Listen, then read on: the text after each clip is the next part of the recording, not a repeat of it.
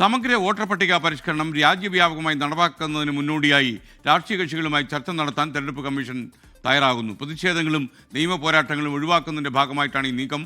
ഒരു രാജ്യം ഒരു തെരഞ്ഞെടുപ്പ് ചർച്ച ചെയ്യാൻ വിളിച്ചു ചേർത്ത സംയുക്ത പാർലമെന്ററി യോഗത്തിൽ തെരഞ്ഞെടുപ്പ് കമ്മീഷൻ നിലപാട് വ്യക്തമാക്കി.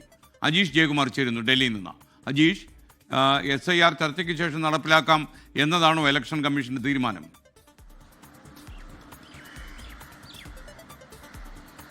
SK നിലവിൽ ബീഹാറിൽ മാത്രമാണ് ഇതുവരേക്കും രാജ്യത്ത് SIR ഈ ഘട്ടത്തിൽ നടപ്പിലാക്കിയിട്ടുള്ളത്. അതിന്റെ നടപടികളുമായി മുന്നോട്ട് പോകുന്നത്. പക്ഷേ ആ ഘട്ടത്തിൽ ബീഹാറിൽ ജൂണിൽ ഇതിന്റെ നടപടികൾ തുടങ്ങിയപ്പോൾ രാഷ്ട്രീയ പാർട്ടികളുമായി ചർച്ചകൾ നടത്തിയിരുന്നില്ല.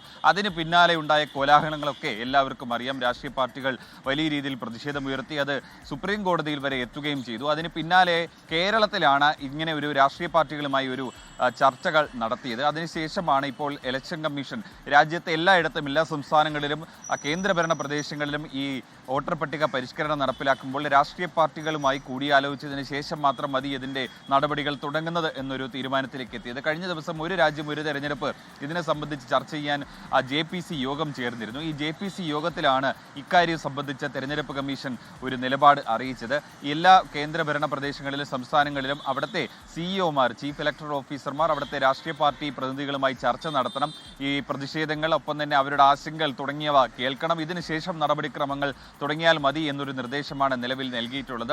കഴിഞ്ഞ സെപ്റ്റംബർ 10 ഡൽഹിയിൽ ഒരു യോഗം ചേർന്നിരുന്നു. ഈ മുഖ്യ തെരഞ്ഞെടുപ്പ് കമ്മീഷനൊപ്പം തന്നെ എല്ലാ സംസ്ഥാനങ്ങളുടെയും കേന്ദ്രഭരണ പ്രദേശങ്ങളുടെയും CEOമാർ ഇതിൽ പങ്കെടുത്തിരുന്നു. അതിൽ എല്ലാ ഒരുക്കങ്ങളും പൂർത്തിയായതായിട്ടും അറിയിച്ചിരുന്നു. അതിനുശേഷം സുപ്രീം കോടതിയിൽ നൽകിയ ഒരു സത്യവാങ്മൂലത്തിൽ ഇതിന്റെ നടപടികൾ ക്രമങ്ങൾ തുടങ്ങിയതായിട്ട് ഔദ്യോഗികമായി തന്നെ തെരഞ്ഞെടുപ്പ് കമ്മീഷൻ അറിയിക്കുകയും ചെയ്തു. എന്തായാലും ഒരു ഒഫീഷ്യൽ ഡേറ്റ് ഇതുവരെയും തെരഞ്ഞെടുപ്പ് കമ്മീഷൻ പ്രഖ്യാപിച്ചിട്ടില്ല.